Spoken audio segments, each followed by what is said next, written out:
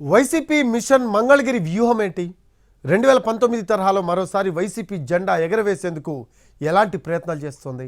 మంగళగిరి అభ్యర్థిగా మహిళా నేత రంగంలోకి దిగనున్నారా?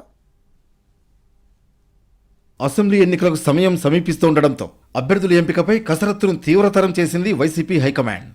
ఇప్పటికే 6 జాబితాలు విడుదల చేసిన వైసీపీ 7వ జాబితా విడుదలకు రంగం సిద్ధం చేసింది. మరీ ముఖ్యంగా కీలకంగా భావిస్తున్న మంగళగిరి నియోజకవర్గంపై వైసీపీ స్పెషల్ ఫోకస్ పెట్టింది. 2019 అసెంబ్లీ ఎన్నికల్లో ఇక్కడ నుంచి వైసీపీ అభ్యర్థిగా పోటీ చేసిన ఆర్కే నారా లోకేష్ ను ఓడించారు.